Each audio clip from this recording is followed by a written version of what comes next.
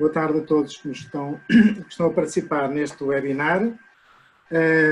Cumprimentar o meu colega moderador Luís Messina e os quatro oradores, do qual eu já vos vou apresentar. Agradecer a todos os participantes que estão no Zoom ou no Facebook, nesta tarde soalheira em Portugal e também, possivelmente, soalheira também em Cabo Verde e no Brasil. Esta organização deste webinar é uma parceria entre a Associação Portuguesa de Administradores Hospitalares e o IHMT, Instituto de Higiene e Medicina Tropical. Tem o apoio também da Comunidade Médica de Língua Portuguesa e da Ciência LP. Pretende-se então aqui, com estes três especialistas, de que forma é que eles enquadram, de que forma é que eles veem que o impacto do Covid, o que é que teve o impacto do Covid na reorganização dos sistemas de saúde e eventualmente, o impacto que tem no futuro em termos daquilo que chamamos de transformação digital e, em especial, da telemedicina, telesaúde e telemedicina. Eu farei uma apresentação breve do currículo dos nossos oradores, começaria pelo professor Luís Lapão. Luís Lapão é investigador sénior e professor do Instituto de Higiene e Medicina Tropical da Universidade Nova de Lisboa, possui um doutoramento em Engenharia de Sistemas, Smart Healthcare, pela Universidade Técnica de Lisboa, mestre em Física e licenciado em Engenharia Física pela Universidade Técnica de Lisboa. Lidera o projeto Primary Care Covid-19 para a criação de uma plataforma digital para suporte a doentes crónicos e consultas e monitoramento, Covid-19 no âmbito dos cuidados primários. Foi diretor do programa PACES e coordenou vários projetos estratégicos e de reorganização em vários hospitais e centros de saúde. É auditor da Comissão Europeia para os Sistemas de Informação em Saúde desde 2005.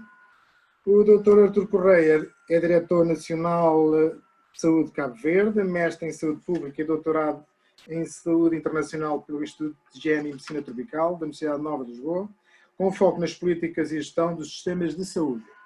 É professor universitário nos domínios da saúde pública, epidemiologia e administração em saúde. Além do secretariado executivo do Comitê de Coordenação de Combate da SIDA, Artur Correia já foi diretor do Hospital Agostinho Neto, diretor do Centro Nacional de Desenvolvimento Sanitário e diretor do Programa Nacional de Combate a Doenças de Transmissão Vectorial e Doenças ligadas ao meio ambiente. Por último, o Xiao Lung Wen, médico formado pela Faculdade de Medicina da Universidade de São Paulo, atualmente é professor associado a esta universidade e chefe da disciplina de telemedicina. Doutorado pelo Departamento de Patologia desta mesma universidade na área da Informática Médica, em 2000, e livre-docência em 2003 pela disciplina de telemedicina. Atualmente é professor associado à Faculdade de Medicina da Universidade de São Paulo e chefe da disciplina de telemedicina. É coordenador do projeto de Tecnologias Educacionais Interativas para potencialização da educação em saúde e líder do grupo de pesquisa da Universidade de São Paulo em telemedicina e telesaúde. Lidera o projeto Homem Virtual, Médias Digitais e uso de impressão 3D e pelo programa Jovem Doutor Redes. Foi uma apresentação muito breve destes currículos que tem. Eu agora passaria a palavra ao meu colega moderador, Luís Messina, para também fazer, digamos, a sua apresentação aos convidados, de que conhece muito bem, de outras parcerias. Muitíssimo obrigado, Pedro. É com um enorme prazer que eu agradeço o convite para moderar esse debate. E eu gostaria só de ressaltar algumas características importantes dos nossos três palestrantes, começando pelo Brasil, com o Xiao Lung Wen. Xiao foi um dos precursores da telemedicina no Brasil, ainda na década de 90, né? Então, e com isso, ele conseguiu já naquela época e entrando nos anos 2000, fazer parcerias, inclusive com a Amazônia. E nessa parceria entre a USP e a Universidade Federal do Amazonas e a Universidade Estadual, eles conseguiram, então, colocar também o estado do Amazonas já iniciando nessa cultura, nessa prática. E, além disso, é fundador da Associação Brasileira de Telemedicina e Telesaúde.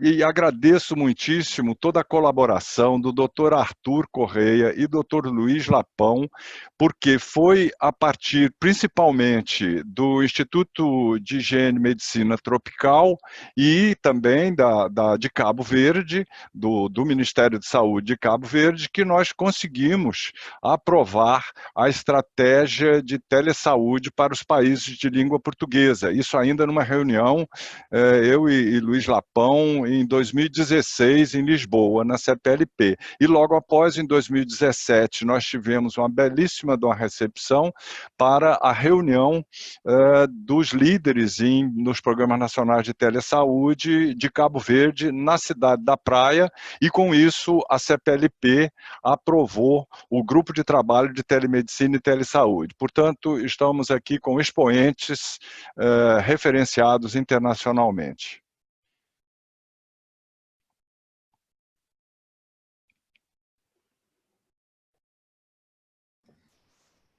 Pedro, tens que ligar o teu micro, se faz favor.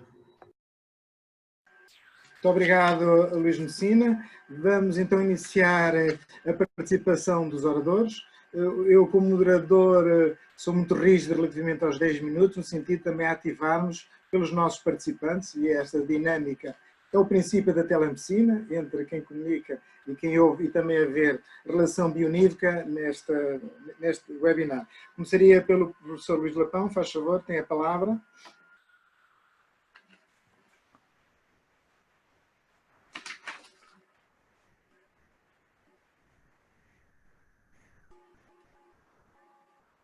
Aqui, no meio de gente boa e amigos, pessoas com muita experiência, como já foi dito, na área da telemedicina. Temos aqui a África, a Europa, a América do Sul, e muito obrigado aos dirigentes do PICAL e à Associação Portuguesa de Investidores Hospitalares por organizar este evento. É muito importante esta discussão. Eu queria pôr o tópico na inovação, que está a ser desenvolvida na lógica da resposta à pandemia, mas não só na resposta à pandemia, mas também à questão das doenças crónicas e sobretudo em grupos vulneráveis. E vou falar de várias coisas concretas muito bem. Precisamos de telemedicina para o Covid-19, não há volta a dar. Os casos estão a ter impacto enorme nas populações. Vem aqui à esquerda que o número de países com grande dimensão estão a ser afetados é muito grande. Por outro lado, vimos aqui também uma notícia do Jornal Expresso que os doentes não estão a chegar à saúde, portanto é preciso chegar aos doentes. E por outro lado, vimos também aqui num estudo nos Estados Unidos que cada vez há melhor receptividade para a telemedicina. Contudo, este é um desafio importante e, como diz aqui o Eric Topol, num artigo publicado em abril deste ano na Lancet, ele aponta que, apesar do desafio que estamos a fazer, nós não estamos preparados. E, de facto, eu já ia apontar algumas questões, nós estamos preparados e precisamos estar preparados para aquilo que vai ser o continuar do Covid e aquilo que será o futuro de outras epidemias que podem surgir. Em Portugal, Espanha, Áustria, Holanda, eu tenho acompanhado um pouco o que tem sido feito, o que está a acontecer, e a maior parte dos casos a situação é feita por telefone. Portanto, a telemedicina é consulta à distância por telefone.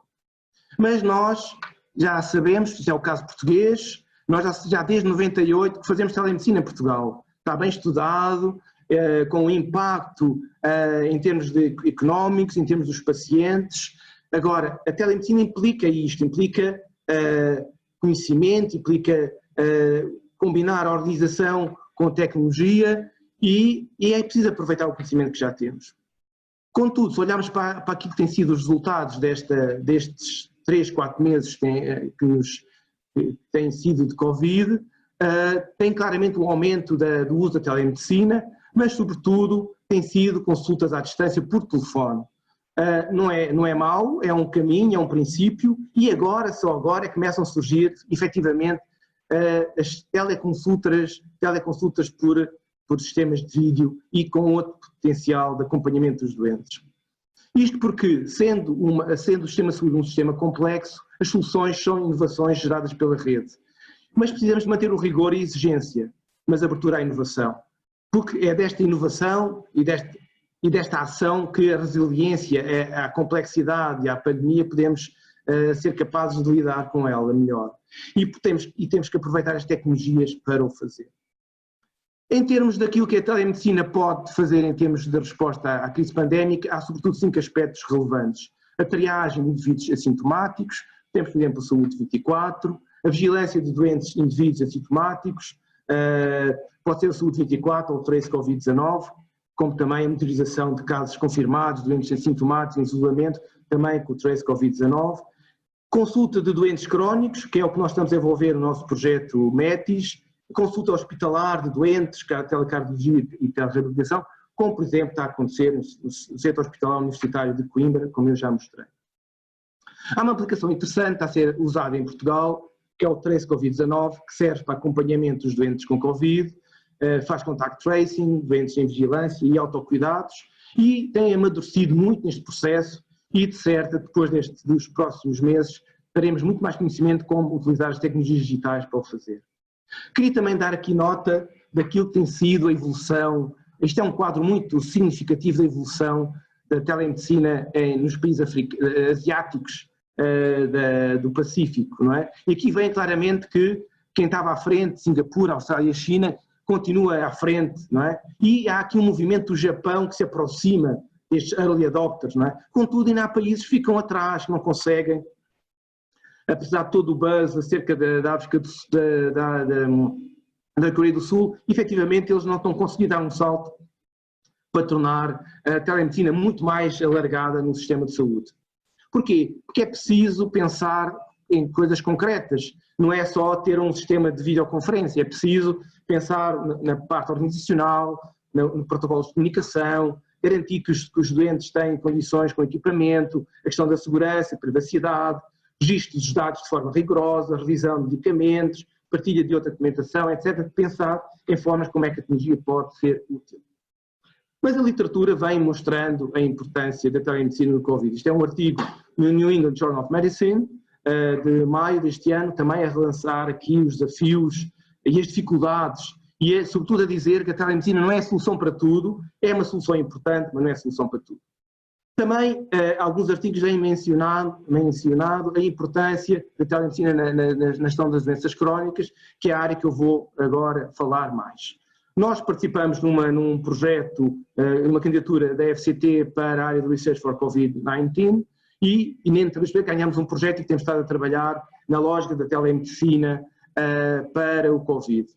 Isto envolve aqui pessoas, equipa de investigação em baixo, envolve pessoas de 3 USFs, centros de saúde portugueses, como vê aqui, muito motivados para ligar e estar próximos dos doentes, mas isto mostra sobretudo a importância, quando falamos de telemedicina e serviços digitais e transformação digital, da ligação entre universidades e serviços de saúde para a inovação.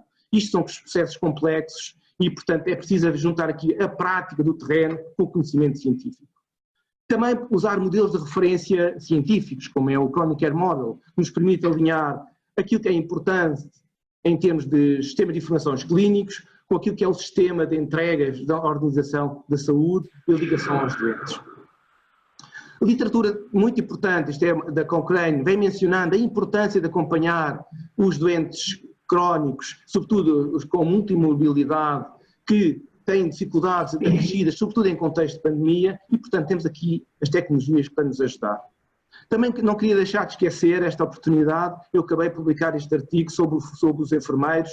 Às vezes esquecemos os enfermeiros, falamos em telemedicina, esquecemos da teleenfermagem, mas estamos no Ano Internacional do Enfermeiro e, portanto, também é preciso, há aqui um papel também para a enfermagem que nós estamos a considerar neste projeto de gestão das doenças crónicas. 2 minutos. 2 minutos. Muito obrigado. Tem a ver com tecnologias digitais, com processos clínicos e com a força de trabalho. O nosso projeto tem a ver com, de facto, uma plataforma digital de suportar doentes crónicos e monitorizar esses doentes em contexto de Covid-19. Isto é só uma pequena demonstração, tenho pouco tempo. Isto é a página central do sistema, os médicos têm os seus doentes aqui indicados, basta um clique e farão a consulta. Tem um método SOAP para acompanhar. Aqui tem uma imagem de uma consulta que fizemos, tem aqui o médico, o serviço do utente, e, portanto, é uma forma muito simples e o médico pode consultar o utente, com o acrescer de que o utente pode, tem aqui o registro da sua hipertensão ao longo do tempo. Este diagrama aqui à direita é o que é visto no telemóvel, portanto, ele pode usar o sistema web ou o telemóvel para registrar os seus dados, e estes dados são partilhados e, desta maneira, quer o enfermeiro, quer o médico podem gerir melhor a doença deste médico.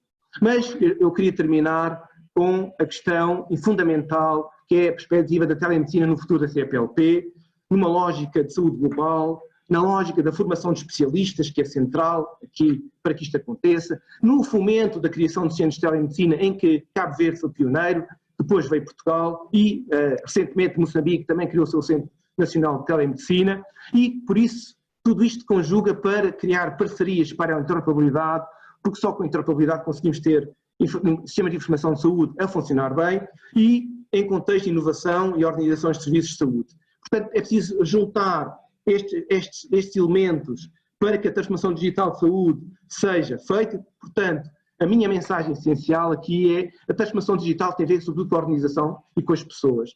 Temos que preparar as pessoas para que elas, em conjunto com as tecnologias, possam ajudar a fazer a transformação digital. E, portanto, muito obrigado pela vossa atenção, estarei disponível para algumas perguntas. Muito obrigado. Obrigado, professor Luís Lapão. Muito interessante a sua comunicação, em termos de apresentação de um projeto também inovador e toda a ligação que fez sobre toda a temática ligada à telemedicina no contexto futuro, que é isso que interessa, é estimular e fazer uma relação muito estreita entre o cidadão e os profissionais. Passaria agora a palavra ao Dr. Artur Correia, já o apresentei. Doutor, faça favor, por favor.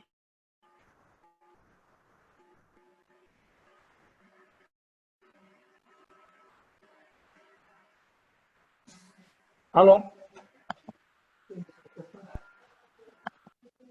Estou? Estão a ouvir? Estamos a ouvi-lo, sim. Estamos a ouvi-lo. Professor, pode... E estão a ouvir a Estamos a ver os slides, está tudo bem. Pode começar, faz favor. Ok, ótimo. Então, muito boa tarde a todos. Para mim é um imenso prazer estar, portanto, com pessoas conhecidas e ilustres técnicos nesta área, professores e também outros colegas, e também sei que há participantes de vários níveis, e, portanto, alunos e o público em geral, que também estão inscritos nesta plataforma, de forma que eu vou utilizar uma linguagem que seja comum também a todos e para não sofisticar muito a minha apresentação. E peço desculpas também por estou no meio de uma epidemia e o tempo me é escasso em termos de preparação da própria apresentação. Peço desculpa por qualquer falha da apresentação. Mas vamos lá. E então eu queria dizer que estamos num contexto de Cabo Verde, a experiência de Cabo Verde, que é um país arquipelágico com 9 ilhas, ao lado do Senegal, em pleno continente, em pleno Oceano Atlântico, e que em relação à telemedicina nós temos uma rede nacional em todas as ilhas, com 2 centros de telemedicina sediados nos 2 hospitais centrais, a partir dos quais se fornece, portanto, cuidados especializados para todos os cantos do país, a nível, portanto, das delegacias de saúde que existem em todas as ilhas. Prestamos teleconsultas com a presença do médico no local e do doente, e também uma série de outras valências que a telemedicina nos permite fazer. Só lembrar rapidamente que a saúde digital não é assim tão recente, mas é uma preocupação que vem sendo seguida pela OMS e também outras organizações, e que dão enfoque na resolução de problemas do sistema de saúde. E a saúde digital compreende o uso de recursos de tecnologias de informação e comunicação para produzir informações confiáveis sobre o estado de saúde para quem precisa e no momento que precisa. E que é mais, portanto, abrangente do que o conceito de e-saúde. E que também dizer que a pandemia da Covid exigiu e continua a exigir respostas impactantes dos sistemas, sobretudo do Serviço Nacional de Saúde, na coordenação e implementação de respostas nacionais de prevenção e controle, mas também a nível de políticas de natureza sanitária, social e económica. Portanto, exigências várias que a pandemia veio a trazer. E para além das exigências, também dificuldades para as populações, sobretudo, em diversos domínios, nomeadamente na saúde, que é a área mais afetada, dificuldades que vão para além do risco da contaminação pelo vírus. Consultas, exames, cirurgias estão sendo adiadas por falta de profissionais de saúde, porque estão concentrados na resposta à Covid, mas também pelo risco e o receio das pessoas em irem frequentar os postos de saúde e hospitais com medo de contraírem o vírus. O que tem levado também a uma série de normas e procedimentos para, portanto, fazer face à afluência das pessoas a nível das estruturas de saúde, nomeadamente o espaçamento das consultas, o espaçamento entre os indivíduos nas filas, quando estão nos serviços, uma série de normas que os serviços foram obrigados a produzir para tentar mitigar os impactos negativos dessa pandemia. E neste contexto todo, a telemedicina tem sido pensada como uma alternativa para a população, para facilitar o acesso a cuidados de saúde. Nós aqui em Cabo Verde estamos a tentar, desde há vários anos, cumprir as funções essenciais da telemedicina, que já sabem a definição clássica, que é utilizar, portanto, as tecnologias de informação e comunicação para o diagnóstico, o tratamento, a prevenção, a pesquisa, a avaliação, a formação contínua, a vigilância epidemiológica, com vista a promover a saúde individual e comunitária, tudo isso à distância. E, portanto, dizer que também não se restringe somente, neste contexto da pandemia, a pacientes com sintomas do coronavírus. Nós estamos a utilizar a telemedicina também para outras necessidades em saúde, nomeadamente também consultas psicológicas é possível, também outras doenças menos graves, não é?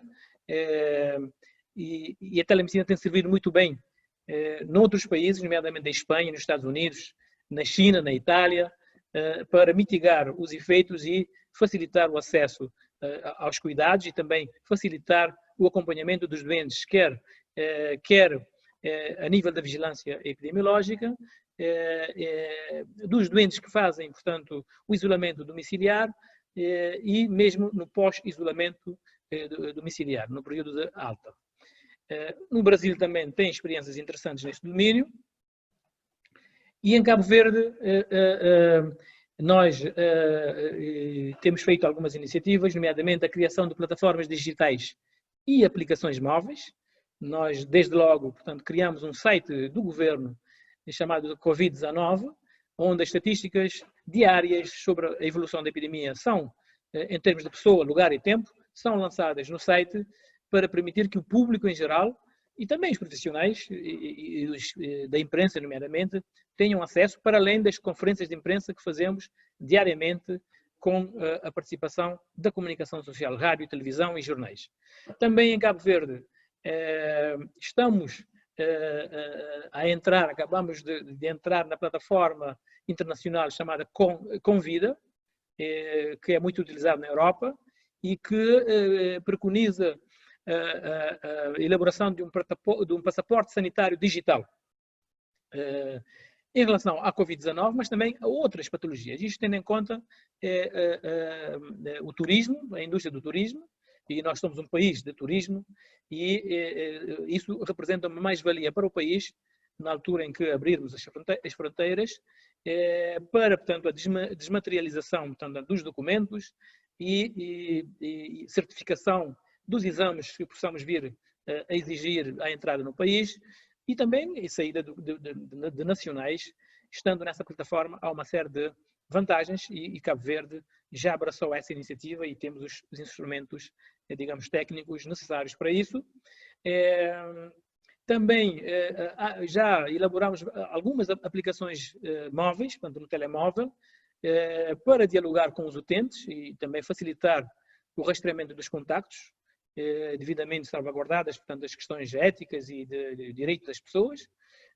Temos uma Comissão Nacional de Proteção de Dados que, portanto, valida essas questões e com a autorização da pessoa numa plataforma, portanto, as pessoas, os casos positivos podem ser seguidos na fase de investigação dos contactos para facilitar, digamos, a identificação e isolamento dos contactos para mitigar, portanto, os efeitos do alastramento da epidemia.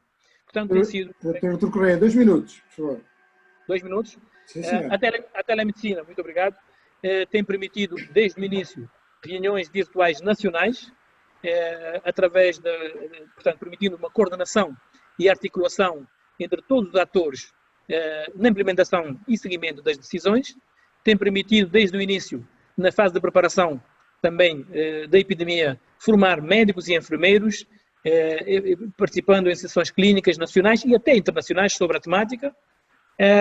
E, finalizando, gostava de mostrar algumas imagens para testemunhar o que eu acabei de dizer da experiência de Cabo Verde, poucas imagens, sessões de formação e de coordenação e articulação. Nós abrangemos todo o território a partir do nível central, todo o território nacional, para conversarmos sobre a temática da telemedicina. E, por fim, eu queria, portanto, com palavra, mensagem-chave, que as TICs e a saúde digital, e em particular a telemedicina, são muito importantes na eliminação de barreiras, no acesso a cuidados de saúde, rumo à cobertura universal, portanto, à oferta de serviços para toda a população. Sobretudo num país ideal, mas também em todo o mundo. Isso é fundamental e cada vez mais vai ser cada vez mais utilizado, e é o grande desafio dos sistemas de saúde. Muito obrigado. Muito obrigado, Dr. Artur Correia.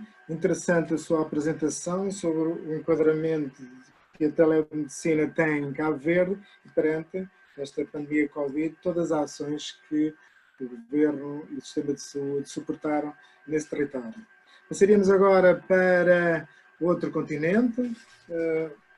Solicitava ao professor Xiaolong Wen, faz favor, que iniciasse a sua intervenção. Muito obrigado. Bom, inicialmente, boa tarde para o continente europeu, bom dia para o continente brasileiro, né? Continente sul-americano, não brasileiro, sul-americano. Queria, antes de mais nada, cumprimentar o professor Pedro, agradecer ao professor Luiz Naton, que nós temos tido várias interações em conjunto, parabenizar o professor Artur e cumprimentar o presidente da Associação Brasileira de Telesaúde, que é o professor Luiz Ali Messina, que é uma grande honra estar junto com ele. Então, me foi colocado um tema, que eu vou fazer uma apresentação rápida, que é justamente a saúde digital e telemedicina em tempos de pandemia. Eu pus saúde conectada 5.0, não é exatamente o ponto que eu vou falar hoje, mas eu coloco muito um pensamento. Estaremos preparados para uma próxima evolução dos cuidados em saúde? Essa é uma grande pergunta que nós temos que ver, porque telemedicina é um sistema complexo, tá? Tanto que no Brasil eu tenho levantado o termo telemedicina responsável. Não apenas a palavra telemedicina, porque nós temos que tomar muito cuidado. Alguns me dizem que telemedicina é uma ferramenta e eu sou contra esse termo, inclusive no Brasil. E aí me perguntam, mas por que telemedicina não é uma ferramenta? Eu falei, nunca foi. A telemedicina é um método médico. É uma escolha da forma de intervenção do médico ao paciente, usando, sim, ferramentas tecnológicas. E por que isso de chamar método é importante? É a responsabilidade. A responsabilidade. Quando o médico opta por uma escolha, ele tem que garantir a segurança, porque ele cuida de alguém, tá? Então, aqui eu trabalho muito que a telemedicina é um método de investigação e cuidados não presenciais usando recursos digitais. No Brasil, eu tenho trabalhado com 3 outros conceitos. Muita gente trabalha com telemedicina como serviço, eu trabalho com 3 outras linhas: a telemedicina de logística, telemedicina organizacional e telemedicina de cuidados integrados, cada um com seu respectivo nome. Porque uma telemedicina que só faça serviço, não obrigatoriamente ele alcança uma eficiência. Para que alcance, eu tenho que ter uma logística. Quando é uma instituição, eu tenho que fazer uma telemedicina bem estruturada. Então, uma das linhas que eu estou trabalhando é a acreditação e certificação institucional em telemedicina para garantir qualidade. Por incrível que pareça, a pandemia é horrível, está sendo horrível no Brasil. Somos o segundo país com maior quantidade de pessoas contagiadas e morte, mas a pandemia fez pela telemedicina o que o nosso Conselho Federal de Medicina não fez em 18 anos. Isso quer dizer que nós temos a primeira resolução em 2002 e até 2019 não tínhamos tido nada significativo. A pandemia conseguiu em 60 dias fazer algo que nunca aconteceu na história brasileira. Hoje nós temos uma lei, a Lei 13.989, de 15 de abril, que reconhece a telemedicina. Temos até uma lei. Temos uma portaria do Ministério da Saúde 467, que foi publicado no dia 23 de março. Temos o ofício do Conselho Federal de Medicina reconhecendo 3 das atividades daquela resolução do ano passado, e nós temos, inclusive, 2 notas técnicas da Agência Nacional de Saúde Suplementar. No Brasil, nós temos 2 grandes ambientes de saúde: a pública, governo, e a paga, privada, empresa. Essas privadas empresas é algo muito grande e ele é controlado, regulamentado pela Agência Nacional de Saúde Suplementar. E ele determina o pagamento pelo exercício médico ou de profissionais de saúde feito pelas teletecnologias, tá? Então, nunca na história no Brasil nós tivemos isso, e hoje nós temos tão bem estruturado que, inclusive, nós temos uma lei em período de pandemia e provavelmente isso se estenderá até o final do ano, tanto que na quinta passada eu já participei de uma audiência pública da Câmara dos Deputados, porque já estão discutindo sobre a próxima lei que tem que ser encaminhada, tá? Então, nesse ponto, o Covid-19 fez uma grande mudança no Brasil em termos de telemedicina. E essa lei, inclusive, ele nos remete, joga para a resolução 2227 do Conselho Federal, porque ele pegou um trecho dessa resolução, e aqui é só para dizer as áreas que atuam. Então, aqui eu fiz um esquema muito simples. A saúde digital é maior do que a telemedicina e telesaúde, entendendo que a telemedicina e telesaúde são atos profissionais. A medicina com a telemedicina. Dentro desse conjunto existem 4 grandes linhas de ação: a teleassistência, a televigilância epidemiológica e os telecuidados em domicílio, que eu chamo de telemulticare. O segundo grande bloco é a chamada educação digital interativa. Inclusive no Brasil nós vamos ter que acelerar muito, porque a USP, Unicamp e Unesp determinou que no segundo semestre as aulas universitárias serão predominantemente por tecnologia. Então, entra na área de saúde o uso do chamado metodologias ativas digitais, que é uma linha que eu conduzo.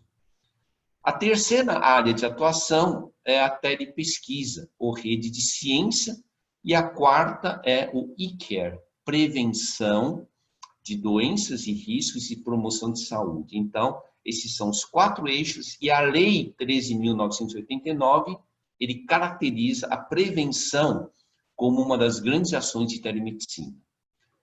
Essa é uma mensagem muito importante.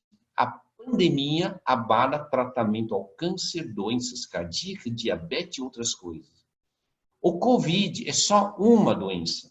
Todas as outras doenças existem. Então, nós estamos começando agora a atender pessoas em fases mais graves, porque eles começaram a ter pavor, ou medo pelo Covid. Então, aí que entra o papel da telemedicina, que é a construção de uma rede de teleatendimento eficiente. Tenho trabalhado com o grupo de câncer, tenho trabalhado com o grupo de cardiologia e outros, para a criação da rede de teleatendimento para cuidar de todas as doenças além do Covid. Tá? Então, isso é importante para pensar que cada vez se mostra a grande capacidade 2 minutos. Tá bom, da telemedicina. E esse seria o futuro que eu vejo de uma forma muito rápida e que nós, no Brasil, estamos começando a construir, a interconexões de hospitais numa nuvem. O professor Luiz Ari Messina com a RUT tem isto. Nós temos a educação digital multicompetência e a entrada nas casas, com casas conectadas, e o conceito do multicare em domicílio, que eu vou chamar de saúde distribuída. Então, nós estamos agora num plano, nesta década, para criar o grande ecossistema de renivelamento do sistema de saúde, inclusive entrando no conceito de farmácia 5.0. E para finalizar, eu queria colocar essa mensagem, que eu acho muito bom, que é do nosso amigo Sócrates. O segredo da mudança é focar toda a nossa energia não em lutar com o antigo, mas em construir o novo. E eu falo, há 2.500 anos atrás, um filósofo era o primeiro startup que eu conheci. Porque agora ele disse, reinventem. E aí vai a minha mensagem.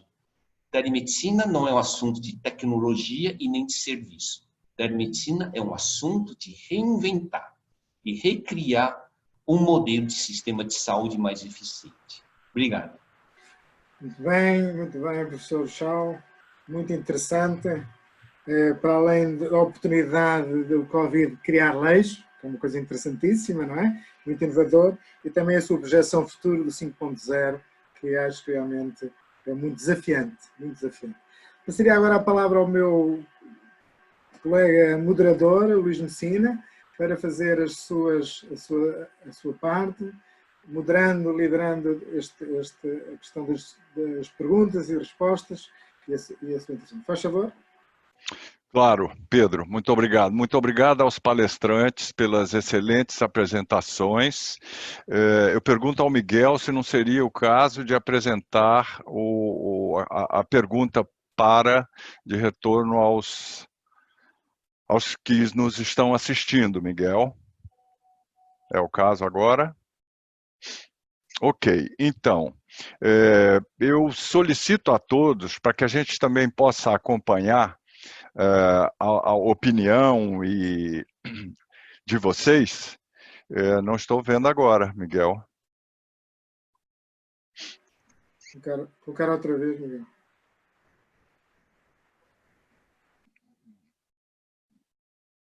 Miguel, você vai colocar ou eu sigo com as perguntas?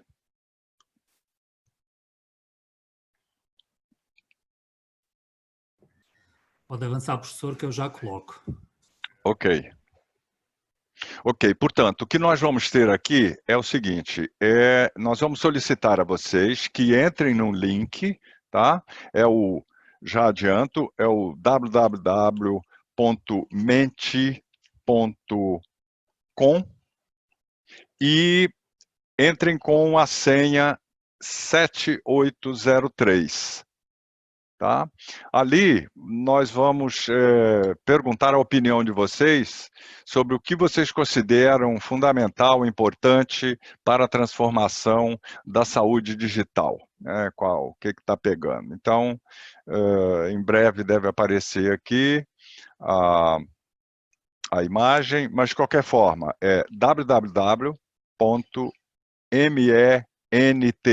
agora sim, todos podemos ver, menti.com, e usem o código 7803 para responder essa pergunta. Quais são os 3 maiores desafios da transformação digital na saúde? Desenvolvimento, disponibilidade de infraestrutura e tecnologia, formação dos profissionais de saúde, liderança clínicas fortes.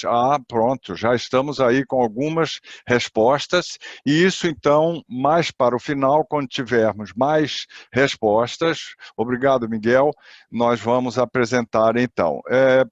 Eu vou passar então as perguntas, e já temos algumas aqui, eu vou tentar classificar, mas de qualquer forma, a primeira que já nos aparece é sobre legislação.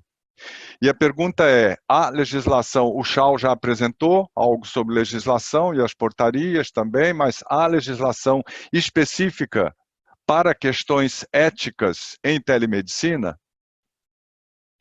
Passo a palavra para o Luiz Lapão e logo na sequência o Arthur e o professor Chau.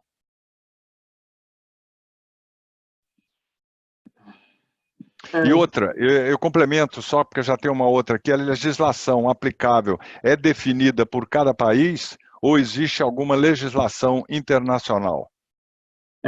Muito obrigado. Assim, o que nós sabemos hoje em dia é que a maior parte dos doentes sente-se confortável. Os estudos mostram que não há, aliás, o estudo que acompanhamos é de quase 20 anos no Centro Hospitalar Universitário de Coimbra, mostra que os doentes em geral sentem-se muito confortáveis com a telemedicina. É óbvio que há sempre limitações, não é?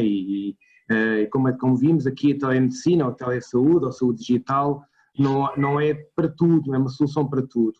O que acontece é que, efetivamente, hoje em dia, e ainda mais os dispositivos são cada vez mais pequenos, mais fáceis de utilizar. Eu lembro de ver um robô, inclusive, num hospital em São Paulo, e, portanto, há cada vez mais dispositivos que permitem aos médicos, aos enfermeiros, fazer o acompanhamento dos doentes. E por isso a tecnologia aqui não é o problema, como já todos disseram. Aqui o que interessa é como é que os médicos, os enfermeiros, os técnicos de saúde efetivamente querem ver o doente, como é que querem estar com o doente, como é que querem acompanhar essa situação. Em termos daquilo que é a questão em termos internacionais, nós, de uma maneira, eu faço parte de um projeto europeu em que estamos à procura desta lógica internacional, e isto é um caminho que vai acontecer como em todas as coisas, é uma questão de tempo. A Europa está muito focada nisto e em breve vai ter um sistema europeu. Eu estou a falar de 5, 10 anos, não é? Em breve é nesse. E depois, como existe hoje em dia o GSM, foi uma invenção europeia, que portanto, as plataformas de comunicações móveis foi uma invenção europeia, e portanto também aqui a Europa acho que vai ter aqui uma liderança importante em termos daquilo que serão as abordagens e os padrões tecnológicos e de serviços na área da saúde. As plataformas digitais hoje em dia estão super desenvolvidas, não é? Como já se disse aqui, é um problema organizacional, é um problema, como o professor Chau disse muito bem, e o professor Correia também o disse de uma maneira, o que nós precisamos é das organizações pegarem no assunto e usarem a tecnologia para responder às suas necessidades e chegarem aos doentes de forma assertiva e com qualidade. Muito obrigado.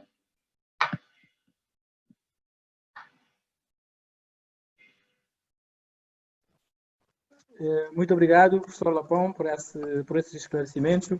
Em relação a essa pergunta, o que eu tenho a dizer é que, portanto, já sabemos que a telemedicina, portanto, é algo que é prestado à distância e foge um pouco da visão clássica da relação médico-paciente, que é um tete-a-tete entre o médico e o seu paciente. Isso põe, de facto, questões éticas e também, de certa forma, questões de responsabilidade médica, quando é praticado, portanto, à distância.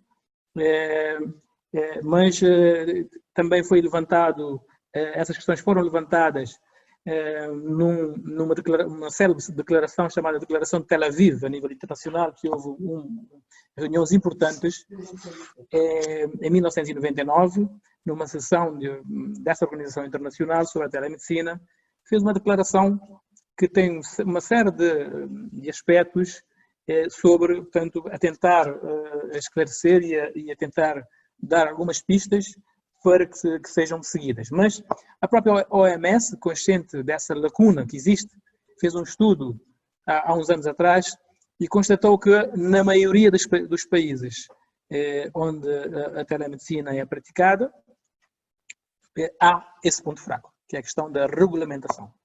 E que há países que estão largamente, portanto, avançados em relação à prática da telemedicina no dia a dia, mas a componente legislação, regulamentação é um ponto fraco em vários países. No caso de Cabo Verde, nós temos, portanto, um conjunto de regulamentação produzida e que acompanham a criação do Programa Nacional de Telemedicina, mas também temos o handicap de produção de regulamentos a nível, portanto, dos boletins oficiais, a nível oficial, para, portanto, fazer face a essas questões éticas. Em Cabo Verde nós temos muitas das questões colocadas têm a ver com, às vezes, na prática da teleconsulta, há a presença do técnico informático, digamos, do técnico informático que, embora não seja aconselhado, mas às vezes pode estar presente na sala para resolver um problema ou outro e as pessoas, no inquérito também que fizemos aos utentes, se sentem incomodadas com esse aspecto. E que tentamos, portanto, isso aliás está na minha tese de doutoramento, esse aspecto, e que estamos já eliminamos, mas de facto existem esses problemas éticos e também de responsabilidade. Quem é responsável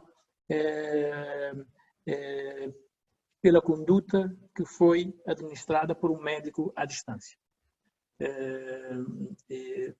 Para o médico que está no local juntamente com o doente. Quem é o responsável? É o médico que está no local ou é o médico especialista que mandou dizer à distância ao outro para, portanto, ter determinada conduta? Tudo isso são questões, como se disse aqui, são questões que estão sendo, vamos aprendendo e vamos inovando todos os dias com a telemedicina e vamos densificando a resposta e melhorando a resposta e com a satisfação não só dos profissionais de saúde, como também dos próprios utentes. Obrigado. Bom, eu vou falar um pouquinho, então, sobre o Brasil. Uma parte é a minha interpretação e a outra parte é a objetiva, tá? A primeira coisa é que com a lei nos simplificou muito. No artigo 5º da Lei 13.989, ele caracteriza como equivalentes a teleconsulta com uma consulta médica presencial. E eu concordo, tem que ser isso. O médico nunca é pago por uma digamos, conversa. Tá? E é um ponto que eu não abro mão, tanto que eu use a palavra chamada método, porque o médico é 100% responsável e ele é remunerado pela sua responsabilidade. Ele não é remunerado por uma teleconversa. Tá? Então, a primeira caracterização da responsabilidade médica, mas no momento em que a lei diz que a consulta e a teleconsulta são equivalentes e tem que ser regido pelas normas, então, para nós, simplificou muito. A teleconsulta tem que ser regido pelo Código de Ética Médica. O nosso Código de Ética Médica, que já determina o comportamento que um médico tem que ter durante a consulta, agora é válido para a teleconsulta. Então, simplesmente a lei simplificou demais. Temos, sim, um sistema que gerencia, porque o médico tem que assumir a total responsabilidade, seguindo as normas do Código de Ética Médica, inclusive de que não pode praticar uma medicina mercantilista, que ele tem que saber que o que ele decidiu tem que ser o melhor para o paciente, ele não pode se eximir de uma responsabilidade. Portanto, ele não pode argumentar nunca que o paciente teve um problema é porque ele atendeu por telemedicina. Então, que nunca tivesse atendido por telemedicina. Que ele tivesse encaminhado para um atendimento presencial. Então, eu diria que essa lei nos simplificou muito, porque aí nós já juntamos com o nosso Código de Ética Médica. Tá? A outra coisa que eu acho que o maior problema, inclusive no Brasil, é a falta de cursos formativos sobre telemedicina. Eu ensino, eu dou muita aula disso, eu começo por bioética digital, bioética e responsabilidade digital para entrar na telepropedêutica. Tá? Então, isso é muito importante ser ensinado. Nenhum médico deve fazer a telemedicina pelo que ele interpreta. Deve fazer a telemedicina pela excelência. Inclusive, eu tenho feito a correlação entre a teleconsulta e a telemedicina com o Código de Ética Médica. Tá? Eu acho que essa é uma linha que nós temos que pensar e não existe separação telemedicina com medicina, só existe uma, medicina. A telemedicina é um braço da medicina para ampliar o seu atendimento. Então, nada me impede de fazer uma coisa chamada consulta híbrida. Eu posso fazer um teleatendimento. Quando eu achar que ainda falta alguma coisa para eu finalizar, eu posso convidar o paciente para um exame presencial, senão eu digo, tem que ter um médico que vai fazer exame presencial.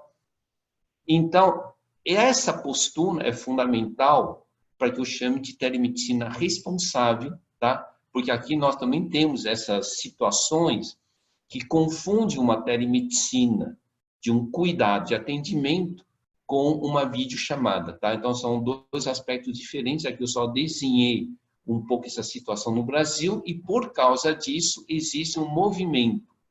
Tanto que a Associação Médica Brasileira, com o seu Federal de Medicina, também tem o mesmo pensamento convergente que eu disse. O pagamento e a remuneração tem que ser idêntica, porque o médico assume a responsabilidade no momento em que se conecta e conversa com o paciente. Ele está assumindo, eu vou cuidar de você e eu vou tomar as melhores decisões por você, tá? É mais ou menos isso que nós temos trabalhado por aqui. Muitíssimo obrigado a todos três. Lapão, nós já vamos emendar nessa temática mesmo. Então, você já vai, como o Chau já tinha exposto sobre a legislação e tal, e entrou nas questões dos pacientes, aí já vem a próxima pergunta, que é: alguns doentes não estão muito confortáveis com o uso da telemedicina porque precisam de ter a segurança do exame físico realizado pelo médico à cama do doente.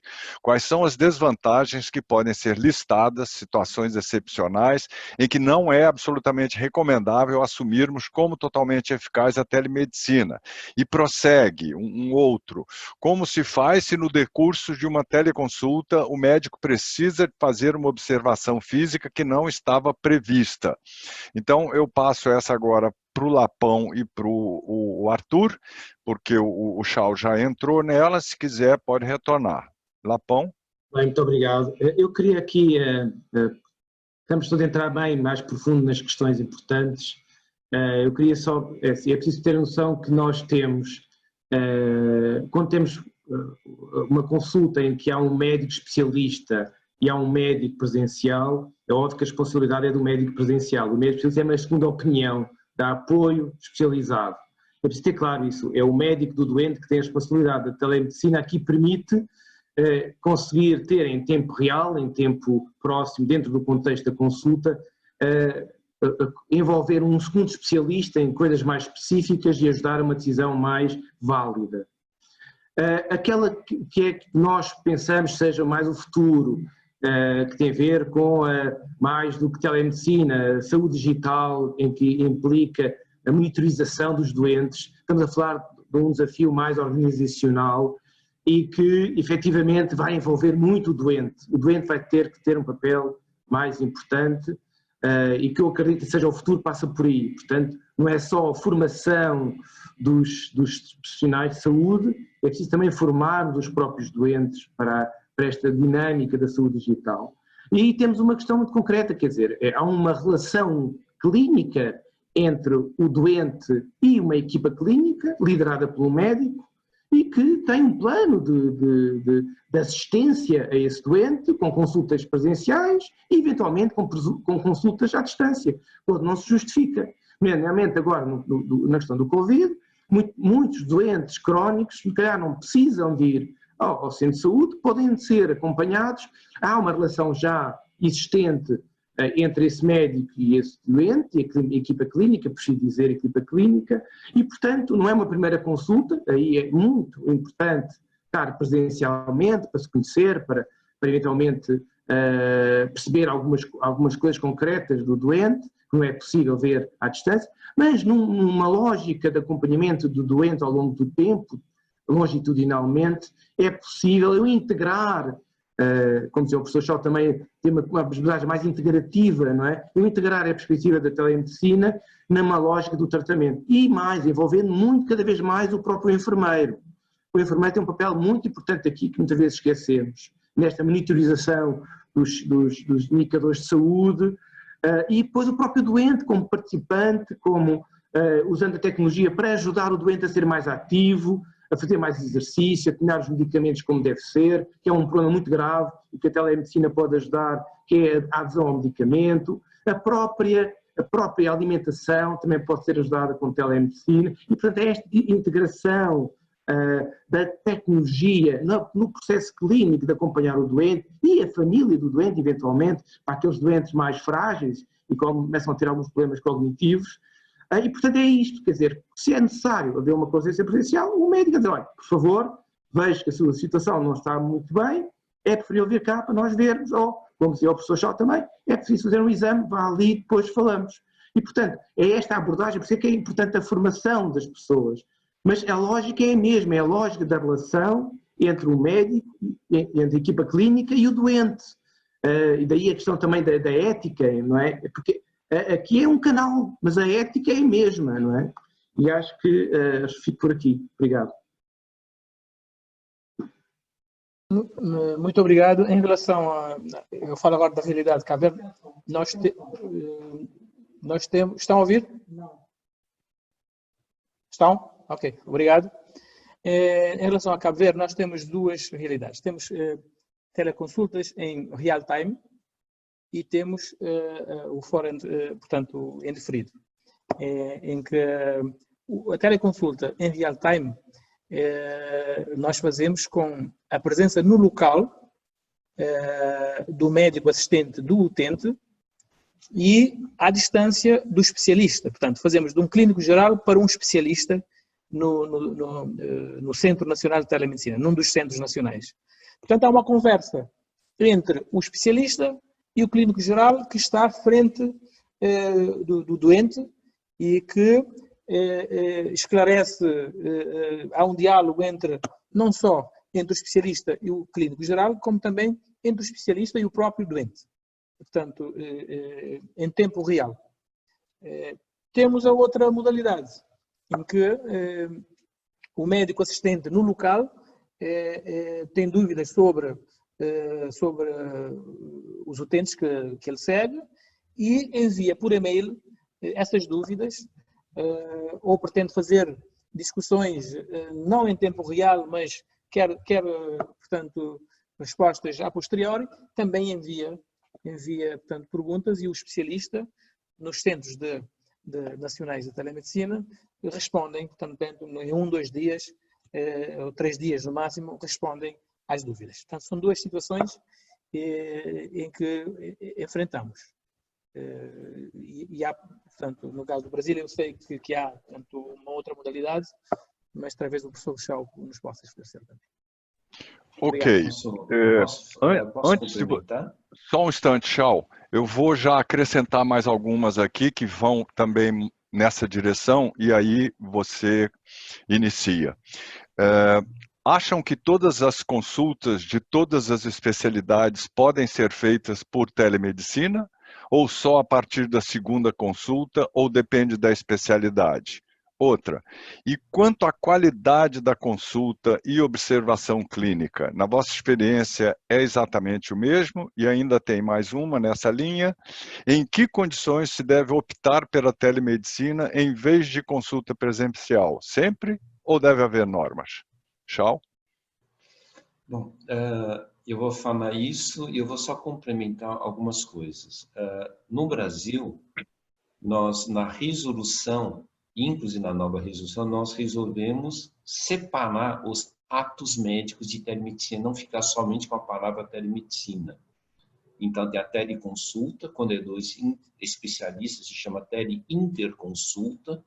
Temos telediagnóstico, telemonitoramento, teleconsultoria, teleorientação e assim por diante. Quando vocês caracterizam muito bem um nome e o serviço, fica mais fácil regulamentar. Toda vez que tem um termo genérico, ele é muito mais difícil, né? Então, esse é um ponto que eu queria colocar. A outra, na teleinterconsulta, os dois sempre são responsáveis. Não existe a possibilidade de alguém fugir da responsabilidade. Mesmo que o médico à distância dê uma opinião, ele é diretamente responsável na proporção do dano que é causado ao paciente junto com o médico que é assistente. Se ele não assume essa responsabilidade, para que ele fez a interconsulta? Tá? Então, isso é um outro importante. O médico não pode se eximir da sua responsabilidade no momento em que ele fez um ato profissional. Agora, se o outro lado, o médico que está assistindo, tem mais proporção de responsabilidade, então ele será julgado na maior proporcionalidade que quem o fez. Mas é importante que ambos são 100% responsáveis na proporcionalidade do dano causado ao paciente, se isso ocorrer. Tá? Então, isso é um ponto. Nós estamos tendo um problema muito sério hoje, que é saber quando ou não. E eu sempre falo, só por causa de uma falha. Nós não ensinamos na formação médica, durante a graduação, o que é a telepropedêutica e a propedêutica.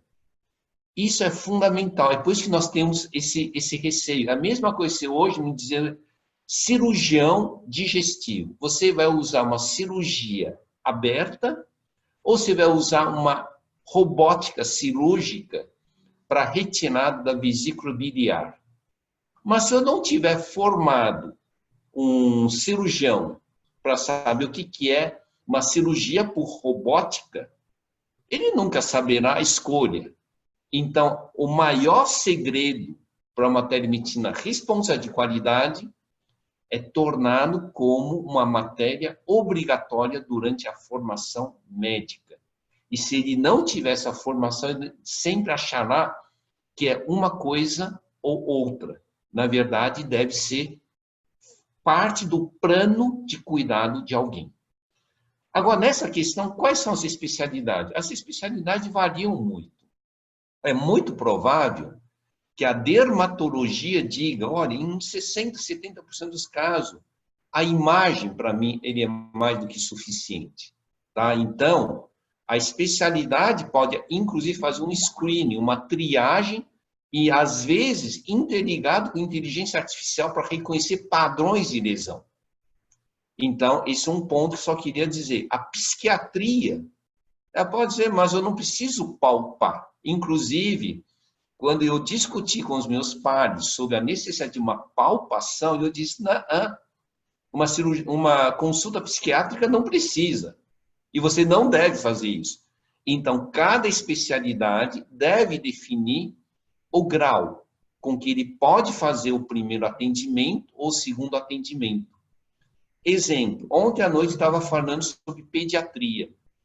Mesmo que em pediatria eu pudesse, mas eu posso dizer, será que o contato com o paciente e a família não é importante para criar antes o vínculo? Então, não deve ser proibitivo. Ele deve ser o relacionamento que nasce do médico com o paciente para buscar o que há de melhor. É por isso, novamente, eu volto àquele ponto. Telemedicina não substitui a medicina.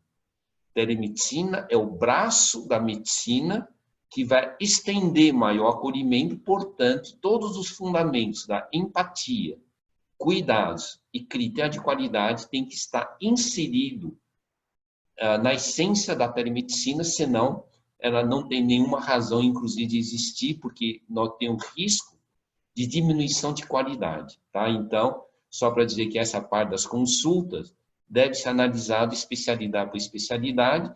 Agora, só duas coisas que eu vou falar rapidamente. A telemedicina tem vantagem que não existem. Exemplo, no momento do Covid, a telemedicina é um equipamento de proteção individual digital. Eu protejo o paciente e protejo o médico, que eventualmente faz parte do público de risco, e ainda confere e ainda forneço um atendimento. Então, um bom EPI digital é importante. A segunda, foi falado inclusive com uma das minhas alunas, que é geriatra, que ela fez um teleatendimento para um idoso. Ela me disse, professor, eu achei que o idoso ia reclamar. Mas você sabe que ficou tão contente? Ele disse, doutora, veja onde que eu moro, veja como que é. A telemedicina tem um outro poder. Quando o paciente procura o médico, ele só enxerga a pessoa dentro do consultório. Mas quando você faz uma teleconsulta, você consegue se teletransportar, entre aspas, para a casa do paciente e entender a realidade dele. Então, nós não devemos ter só essa competição, nós devemos enxergar o lado humano e o lado que, inclusive, a telemedicina consegue oferecer, que uma consulta convencional não conseguiria. Tá? Só desses dois exemplos, só para provocar um repensar e dizer, vamos alcançar excelências complementares para construir a saúde conectada. Só, não sei se posso, só complementando. Alguém falou na vantagens, não é? Eu queria falar de uma vantagem que pouco falado, que é as vantagens para o sistema de saúde, que a telemedicina proporciona. Por exemplo, aqui em Cabo Verde nós temos ilhas e temos um sistema de evacuações sanitárias de doentes de uma ilha para os hospitais centrais. E nós aqui, o nosso Programa Nacional de Telemedicina, resolve 70% das situações nas ilhas. Portanto, no universo das pessoas que eram candidatas potenciais a serem evacuadas e que foram submetidas à teleconsulta prévia, somente 30% é que, de facto, foram evacuadas. Resolvemos, através da telemedicina, 70% das situações. Isto representa ganhos enormes em termos financeiros, mas também em termos sociais. Portanto, que a separação das pessoas indo para outra ilha, portanto, dos familiares, o que é que isso representa também em termos da saúde mental das pessoas. Portanto, temos que ver, portanto, essas vantagens também nessa perspectiva. Obrigado.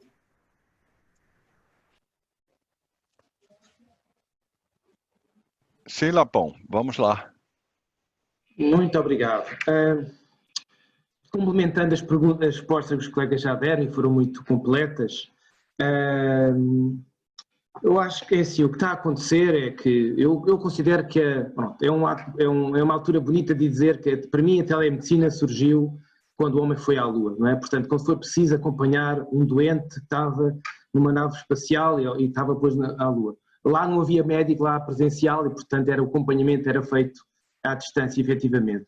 E, portanto, desde essa altura, desde há 50 anos, esta parte muito evoluiu, não é?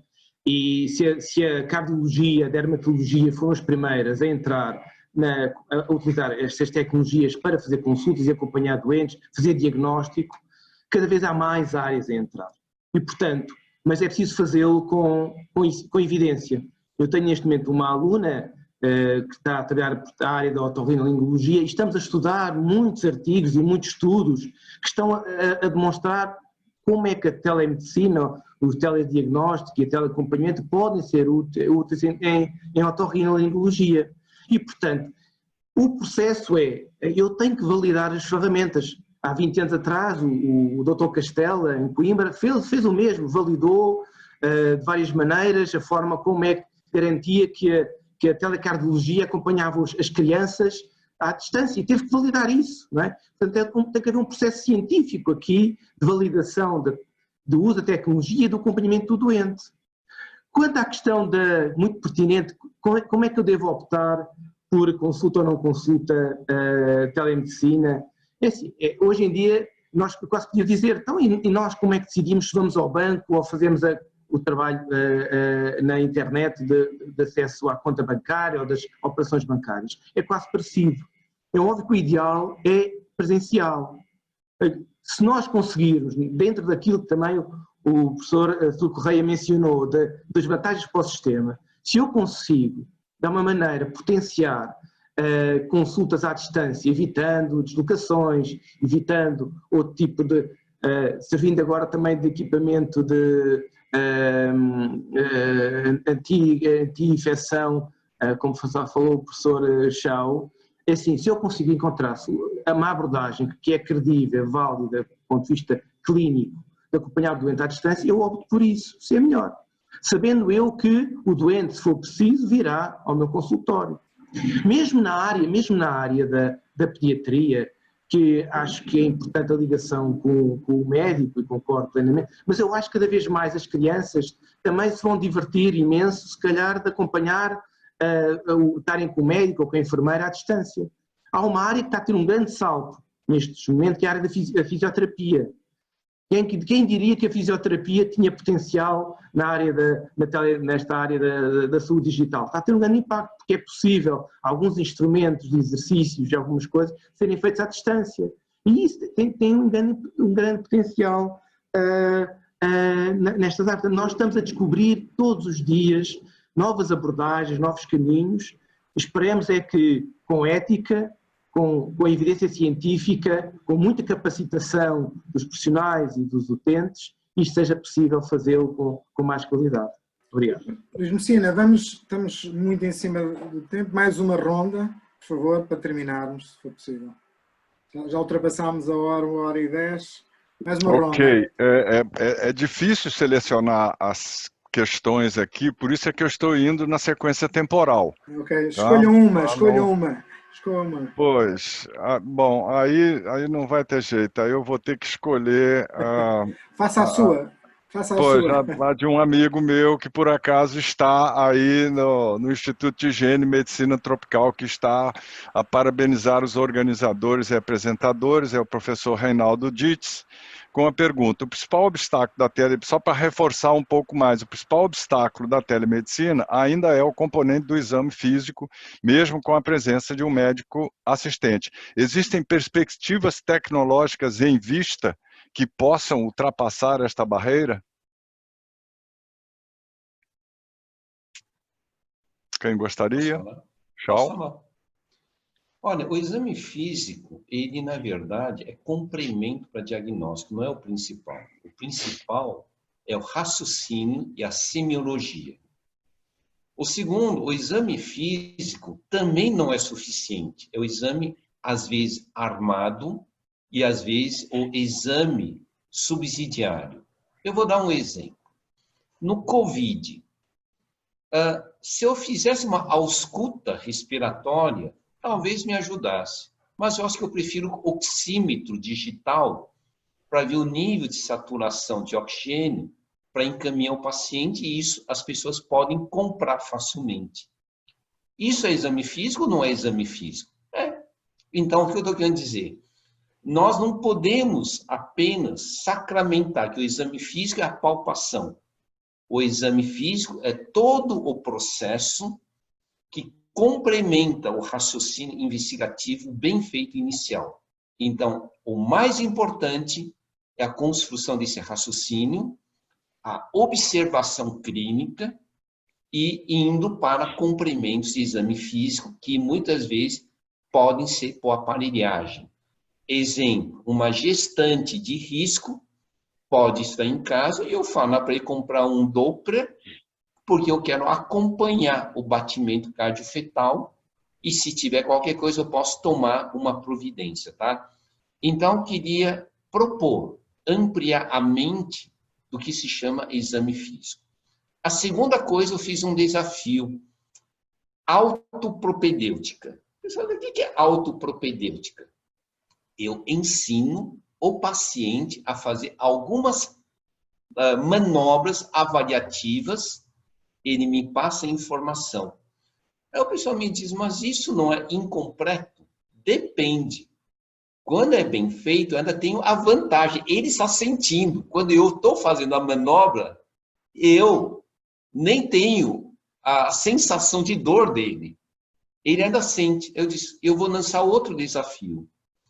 Pacientes que eu ensinar a autopropedêutica, ele faz melhor adesão ao meu tratamento, porque ele passou a conhecer melhor seu corpo.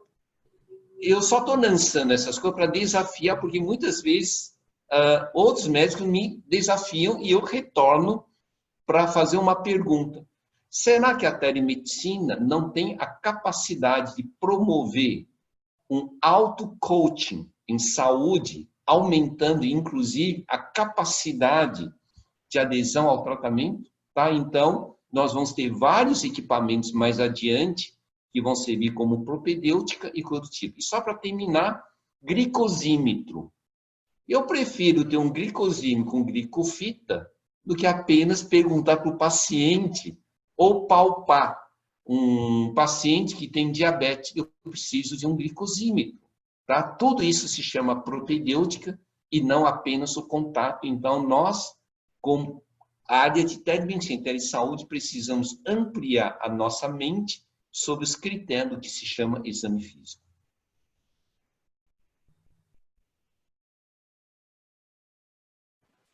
Vai lá, Luiz. Lapão. O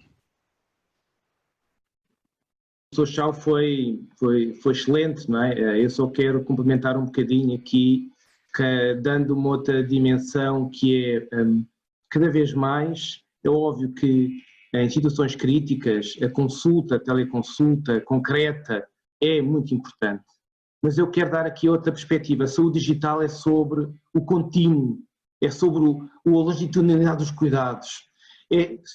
Não é só aquela consulta que é importante, é o saber todo o historial da informação do doente, ter informação de se efetivamente o oxímetro está a dar um resultado diferente do normal, se o glicosímetro está a dar um valor diferente, e portanto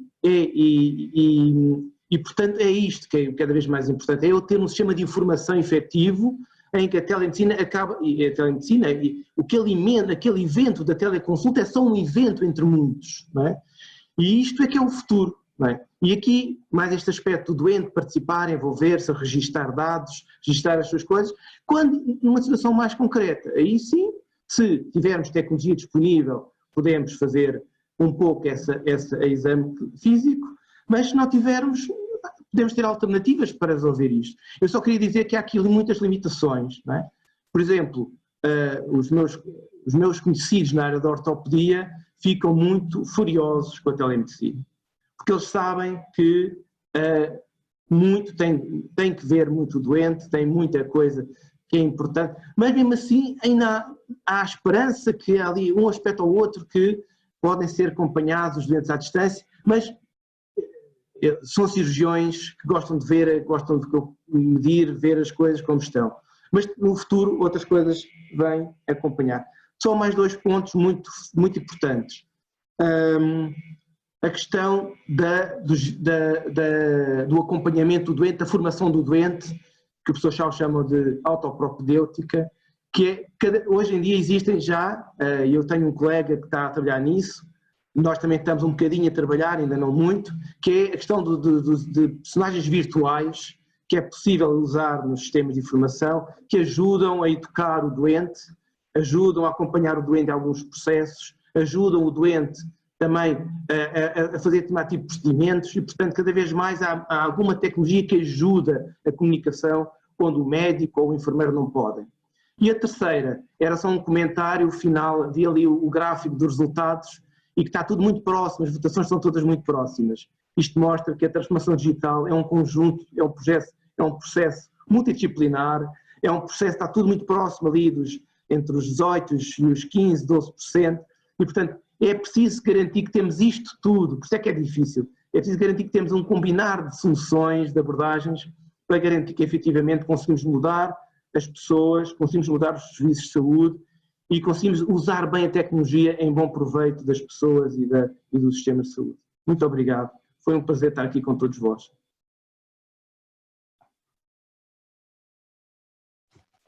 Eu gostava de... Estou? Sim, sim. Sim. Sim. Eu gostava de complementar nesta reta final um fator que muitas vezes nós nos esquecemos, que é o fator humano. Portanto, nós podemos, tudo isto que estivemos a conversar,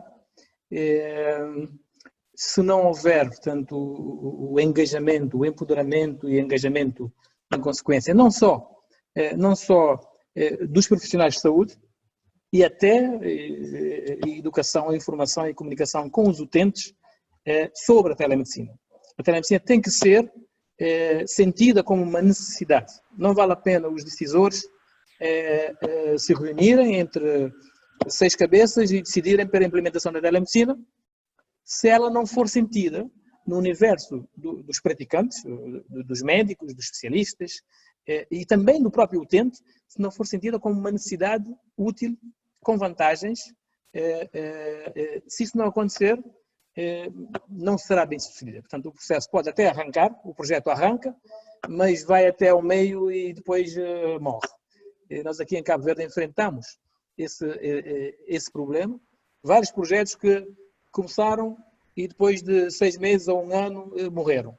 De facto, é fundamental que haja, portanto, que essa parte seja trabalhada no sentido de empoderar todos os praticantes, os principais utilizadores e o próprio utente sobre a utilização. Portanto, ela tem que ser sentida como uma necessidade. Se não for sentida como uma necessidade, vai ser muito difícil também as pessoas aderirem e hão de aparecer sempre críticas e má vontades na sua implementação. Era só isso que eu queria complementar e muito obrigado. Foi um prazer para mim participar com o professor Lapão, que foi meu professor, o professor Chau, que foi o membro do júri do meu doutoramento, o professor Messina, que também fizemos algumas caminhadas juntas nesse processo da telemedicina, e um prazer também conhecer o professor Roldão, Pedro Roldão, que eu não conhecia. Muito prazer e estarei sempre disponível para participar nessas leads da saúde digital. O meu colega co-moderador Luís Messina quer se despedir antes de eu encerrar a sessão. Sim, e agradeço, Pedro. Eu apenas coloquei aqui no Questions and Answers, na parte de Answered, como o tempo é curto, eu botei uma norma de Quality Telehealth Services, né, Quality Planning Guidelines e o equivalente no Brasil, tá, para auxiliar. Mas é isso, muito obrigado a todos, parabéns ao Instituto de Higiene e Medicina Tropical pelo evento e parabéns aos palestrantes e temos muita luta aí pela frente ainda. Muito obrigado. Agradeço ao meu co-moderador. Foi uma moderação muito interessante, com um grau de aprofundamento muito interessante mesmo. Talvez dos webinars que eu tenho assistido e participado com um nível técnico muito elevado. E daí realmente agradecer também a moderação, mas fundamentalmente os agentes, o professor Luís Lapão, o professor Chau e o professor Artur Correia por esta intervenção. E por esta participação que foi positiva. Já o Miguel Lopes está-nos a dizer que 100% muito bom, vejam lá quanto eficiente e eficaz foi esta medida, e é verdade. Sendo certo que terminaria, antes de publicitar a próxima sessão, que é daqui a uma semana, que o fator crítico assinalado, que é a disponibilidade tecnológica naquele inquérito que foi feito, que não seja o bloqueio para não se fazer telemedicina, ok? Que a tecnologia não seja o limitador, o condicionador para se fazer telemedicina, que se estabeleça a relação com o doente. Aproveito também o professor Artur Correia por dizer, no fim, que há um fator humano importante no meio disto tudo, independente do meio da tecnologia ou de outra situação qualquer. Agradecendo também a todos os webinars que estiveram connosco, o 100% muito bom, Espero que não tenha sido manipulado pela Associação Portuguesa de Administradores Hospitalares, nem pelo Instituto de Higiene e Medicina Tropical. Obviamente estou a brincar. E agradeço também a essas duas organizações, dessas duas instituições, e obviamente ao Miguel Lopes, e publicitar que daqui a uma semana, à mesma hora em Portugal, 15 horas, façam agora as contas em função quer dos países africanos, quer dos países, quer da América que participam e colaboram connosco, e o tema será às 15 horas, no dia 10/7/2020, e o tema será muito parecido com este, obviamente um foco muito particular nas instituições. O impacto do Covid na organização de saúde. Ok? E com isto resta-me agradecer a todos, desejar a todos uma próxima oportunidade e que também com o Luís Medicina entraremos também em contacto com ele, tal qual como foi prometido no início. Boa tarde a todos, onde estejais, e até uma próxima oportunidade. Obrigado, Miguel Lopes. Até uma próxima oportunidade também. Muito obrigado.